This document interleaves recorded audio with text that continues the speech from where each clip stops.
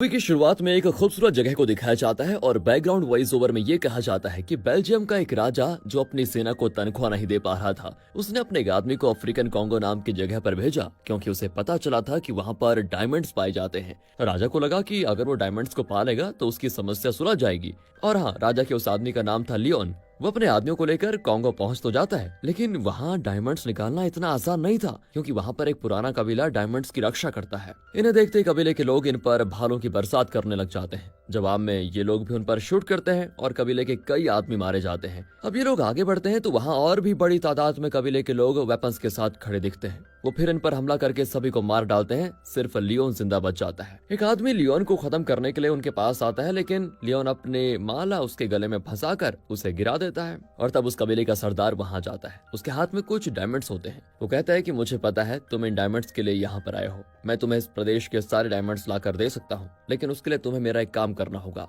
तुम्हें टार्जन को पकड़कर मेरे पास लाना होगा। मैंने सुना है वो लंदन में है। फिर लियोन भी ये शर्त मान जाता है। यहाँ कट करके टार्जन को दिखाते हैं जो कि लंदन में बस गया है, लेकिन पहले ये देखते हैं कि टार्जन जंगल में कैसे गया और फिर वहां से वापस लंदन कैसे आया। एक्चुअली कई साल पहले टार्जन के पेरेंट्स शिप से कहीं जा रहे थे तो तूफान में उनकी शिप फंस गई और वे बचकर एक जंगल में चले गए। हाँ, उस जंगल से निकलकर जाना उतना आसान नहीं था, जिसकी वजह से उन्होंने कुछ दिन जंगल में ही गुजारना सही समझा। लेकिन अब पता है जंगल है तो जंगल में जंगली जानवरों, बारिश, तूफान, इन सारी चीजों का खतरा हमेशा रहता है। ऐसे में टार्जन के पेरेंट्स कई मुसीबतों का सामना करके जंगल में सरवाइव करने लगे थे और तब हुआ टार्जन का जन्म। लेकिन जंगल में टार्जन की माँ ठीक से देखभाल नहीं कर पाई और वो बीमार पड़ गई और बेचारी कुछ ही दिनों में चल बसी। उसे दफनाकर जब टार्जन का पिता लौट रहा था तो कुछ गोरिल्लास की नजर उस पर पड़ी। गोरिल्लास को ह्यूमन से चिढ़ होती है क्योंकि वो जंगल में आकर अंधाधुंध शिकार करते रहते ना, इसीलिए उन्होंने टार्जन के पिता पर हमला करके उसे भी मार डाला। और तभी एक फीमेल गोरिल्ला इनके घर के अंदर आई। दरअसल इनका घर पेड़ों के बीचों बीच लकड़ियों से बनाया गया था। वहाँ एक छोटे बच्चे को यानी टार्जन को देखकर उस गोरिल्ला ने, जो खुद एक माँ थी, उसने टार्जन को उठा लिया और उसे पालने का फैसला किया। उसका पति जो इस गोरिल्ला ग्रुप का सरदार था, उसको ये बात अच्छी नहीं लगी, लेकिन फिर भी माँ तो माँ है, उसने टार्जन की सुरक्षा करने का पूरा फैसला कर लिया था। 5 साल के बाद दिखाते हैं कि टार्जन अब काफी बड़ा हो चुका है। वो अपने पुराने घर को देखने जाता है और बहुत ज्यादा इमोशनल भी होता है। तब उसकी माँ यानी कि वो गोरिल्ला उसे हिम्मत देती है। पर एक गोरिल्ला था जो किसी तरह टार्जन को बस मार डालना चाहता था, लेकिन बाकी गोरिल्लास ने तो टार्जन को बचा ही लिया। वक्त बीतता गया और अब टार्जन गोरिल्ला को अपनी माँ के रूप में स्वीकार कर चुका था। उस फीमेल गोरिल्ला का एक बेटा भी था जिसने टार्जन को अपना भाई मान लिया। टार्जन जंगल में बड़ा होने लगा, लेकिन बाकी जानवर तो उसे अपने से अलग मानते थे। उन्हें लगता था कि टार्जन को यहाँ से चले जाना चाहिए, उसका यहाँ रहना जंगल के लिए अच्छा नहीं है, ये सभी सोच रहे थे। लेकिन धीरे धीरे वो समझने लगे कि टार्जन दूसरे इंसानों की तरह नहीं है। जंगल में रहने की वजह से वो इस जंगल की और दूसरे जानवरों की जरूरतों को समझता है, उनकी सुरक्षा चाहता है। ये जानने के बाद टार्जन को वो मारने की कोशिश नहीं करते। इसी बीच मूवी की हीरोइन जेन उस जंगल में आती है क्योंकि वो वहाँ के एक कबीले पर रिसर्च कर रही है। टार्जन उसको देखकर छुप जाता है, लेकिन वो कहती है, मैं जानती हूँ तुम इंसान हो, बाहर आ जाओ। टार्जन बाहर आकर उसे सूंघता है क्योंकि जानवर स्मेल के जरिए अपने और परायों के बीच अंतर जान पाते हैं ना, इसीलिए। तब एक गोरिल्ला जिसे इंसान बिल्कुल भी पसंद नहीं होते, वो चेन पर हमला कर देता है, लेकिन टार्जन उसको बचा लेता है। पर गोरिल्ला टार्जन को खूब मारता है और टार्जन पूरी तरह घायल हो जाता है। अब टार्जन की जान बचाने के लिए जेन उसे शहर लेकर आती है और वहीं उसका इलाज भी होता है। जब टार्जन ठीक हो जाता है तो वो जेन के साथ शहर में बस जाता है, जहाँ टार्जन को वो अपनी भाषा भी सिखाती है। फिर इन दोनों की शादी हो जाती है। अब जंगल से आने के 8 साल के बाद दिखाते हैं कि वहाँ का प्राइम मिनिस्टर टार्जन के साथ एक मीटिंग करता है। वो बताता है कि बेल्जियम के राजा ने तुम्हें अफ्रीकन कॉन्गो के उस कबीले पर रिसर्च करने के लिए बुलाया है और ये न्योता भी भेजा है। लेकिन टार्जन साफ मना कर देता है कि मैं वहां नहीं जाऊंगा, कहकर वो बाहर आ जाता है। तब उसे जॉर्ज नाम का एक आदमी रोककर कहता है कि बेल्जियम का राजा जरूर कुछ गलत कर रहा है। लगभग 7 साल से कॉन्गो बेसिन उसके हाथ में है, पर न जाने उसका राज कैसे चल रहा है, पैसा कहाँ से आ रहा है पता नहीं। यहाँ तक कि उसने रेलवे का रास्ता भी रोक कर रखा हुआ है। हमें शक है कि वो कबीले के लोगों से गुलामी करवा रहा है। अगर तुम ये न्योता स्वीकार करके वहाँ गए तो सच का पता चल सकता है और हम कबीले वालों की कुछ मदद कर पाएंगे। तुम उस जगह के बारे में बहुत कुछ जानते हो, इसलिए मेरी तुमसे विनती है कि तुम वहाँ पर जाओ।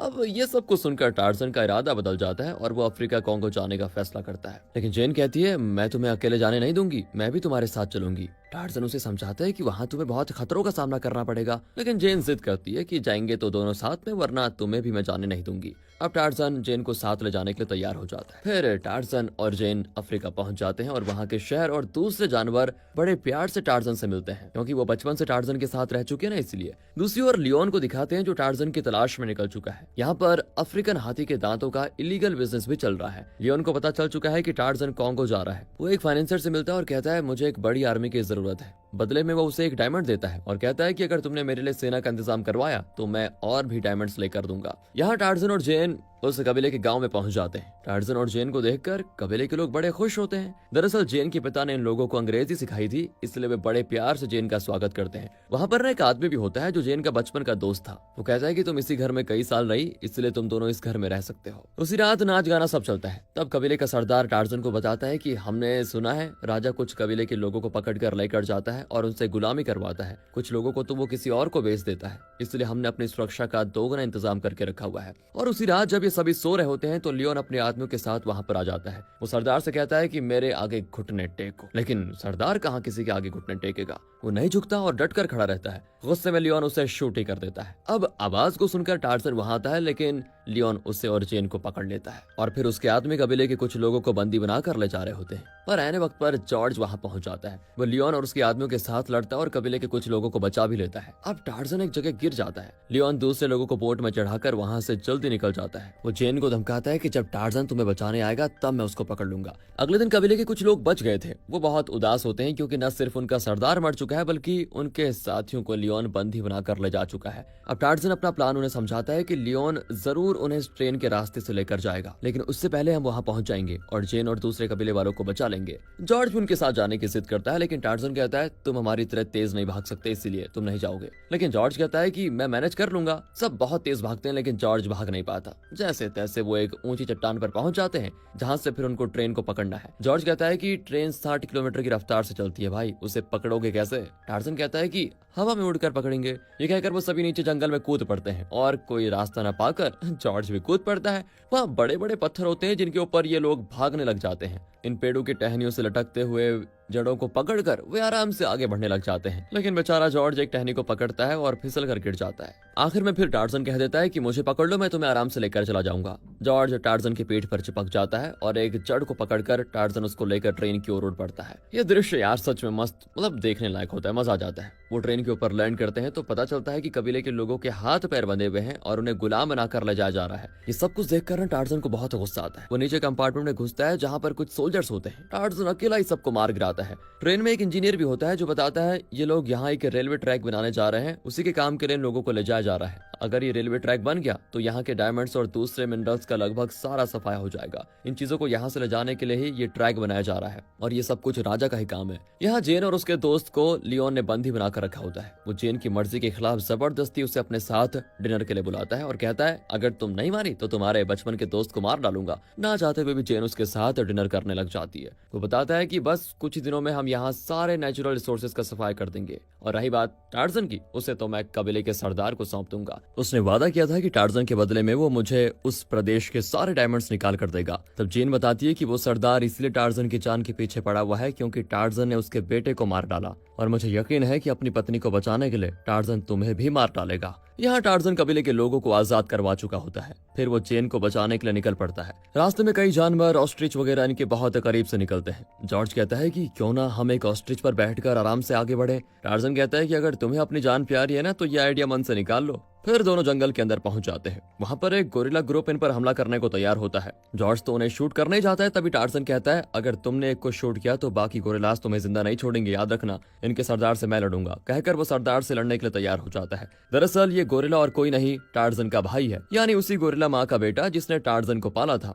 दोनों की लड़ाई होती है। जाहिर है गोरिल्ला टार्जन से ज्यादा ताकतवर होता है और टार्जन को मार भी गिराता है। फिर वो अपनी जीत का ऐलान करते हुए टार्जन की पीठ पर काट देता है। अब जैसे गोरिल्ला जॉर्ज की ओर बढ़ता है तो टार्जन कहता है उसके आगे घुटने टेक दो वरना वो तुम्हें छोड़ेगा नहीं। जॉर्ज वैसा ही करता है तो गोरिल्लास वहां से चले जाते हैं। अब टार्जन के घाव को सीलने के लिए वो बड़ी चींटियों को घाव पर छोड़ देते हैं, और जब वो काटती हैं तो उनके सर को काट दिया जाता है जिससे कि घाव पर सिलाई हो जाती है। उसी रात वहां पर कई हाथी भी आ जाते हैं, लेकिन ये सब टार्जन के बचपन के साथी हैं। वे टार्जन से बड़े प्यार से मिलते हैं। यहाँ जहाँ बोट में जेन को चेन से बांध कर रखा होता है और उसके दोस्त को पिंजरे में। जेन और उसका दोस्त कबीले की भाषा में बात करने लगते हैं तो गुस्से में लियोन का आदमी जेन के दोस्त का पिंजरा पानी में गिरा देता है, लेकिन तभी जेन उस पिंजरे की चाबी छीनकर पानी में कूद पड़ती है और जब वो पिंजरे को बाहर निकालते हैं तो पता चलता है कि जेन अपने दोस्त को बचाकर ले जा चुकी है। वो अपने दोस्त को लेकर किनारे पहुंच जाती है तो वहां पर देखते हैं कई हिप्पोपोटेमस होते हैं जो इन पर हमला करने लग जाते हैं। उनसे बचकर दोनों जंगल के अंदर भागते हैं। जेन कहती है कि तुम जाकर अपने आदमी को लेकर आओ जल्दी, कहकर वो जंगल के अंदर भागने लग जाती है, लेकिन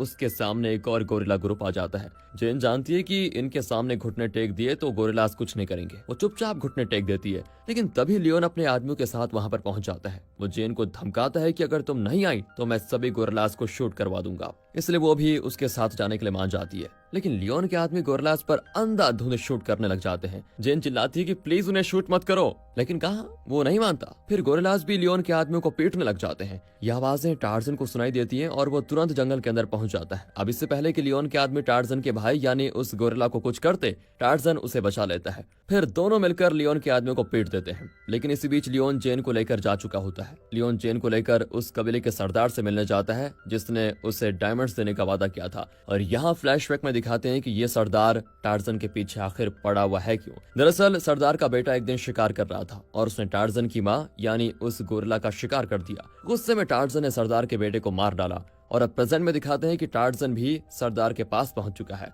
कबीले के लोग उससे लड़ने के लिए तैयार खड़े होते हैं। टार्जन उन सभी को मार गिराता है और आखिर में सरदार से उसकी लड़ाई होती है। टार्जन उसे समझाने की कोशिश करता है कि हम दोनों का असली दुश्मन लियोन है जो अपने राजा के साथ मिलकर इस प्रदेश के प्राकृतिक संपदा को मिटाने में तुला हुआ है, पर सरदार उसकी एक नहीं सुनता। आखिर में टार्जन उसके गले पे चाकू दबा देता है और कहता है तुम्हारे बेटे ने मेरी माँ को मार डाला, इसलिए मैंने तुम्हारे बेटे को मारा। सरदार कहता है कि वो छोटा लड़का था, उसे क्या पता था कि वो तुम्हारी माँ है। तो इस पर टार्जन कहता है कि उस वक्त मुझे और कुछ नहीं सूझा, गलती मेरी ही थी, इसके लिए मुझे माफ कर दो, लेकिन फिलहाल हमें मिलकर लियोन का मुकाबला करना है। तब जॉर्ज वहां पर आता है और सरदार को समझाता है कि तुम्हें क्या लगता है कि लियोन तुमसे डायमंड्स लेकर चला जाएगा क्या? नहीं, वो सैनिकों को यहाँ ले आएगा। सिर्फ डायमंड्स ही नहीं बल्कि यहाँ की पूरी प्राकृतिक संपदा खाली करवा देगा। यही नहीं, हाथी के दांतों का इलीगल बिजनेस भी करेगा और तुम्हारे कबीले के लोगों को बंदी बनाकर लेकर जाएगा और उनसे गुलामी करवाएगा। क्या यही चाहते हो तुम? सरदार उसकी बात समझ जाता है और टार्जन को छोड़ देता है। अब टार्जन और जॉर्ज देखते हैं कि लियोन लगभग 1000 सैनिकों को यहाँ पर लेकर आ चुका है और भी कई हजारों सिपाहियों को लेकर आ रहा है। अब इतनी बड़ी सेना का मुकाबला तो हम कर नहीं सकते,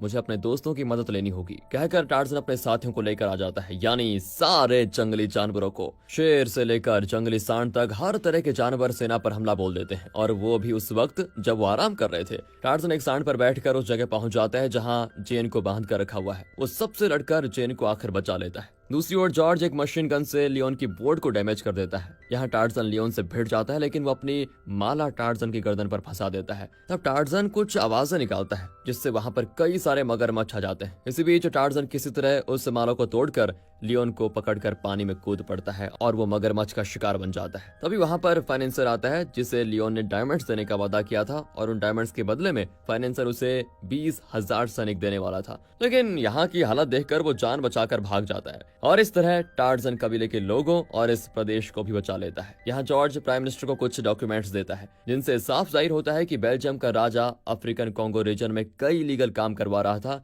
और अपने वहां के लोगों को अपना गुलाम बनाकर रखता था। वो 1 साल बाद दिखाते हैं कि टार्जन और जेन उस कबीले के साथ ही बस गए हैं और वहीं पर जेन को एक बच्चा भी होता है। आखिर में दिखाते हैं कि टार्जन अपने गोरिल्ला भाई और उसके साथियों के साथ जंगल में खेल रहा है और सारे जानवर बड़े खुश हैं। इसी हैप्पी एंडिंग के साथ दोस्तों ये मूवी यहाँ पर खत्म होती है। अगर ये वीडियो आप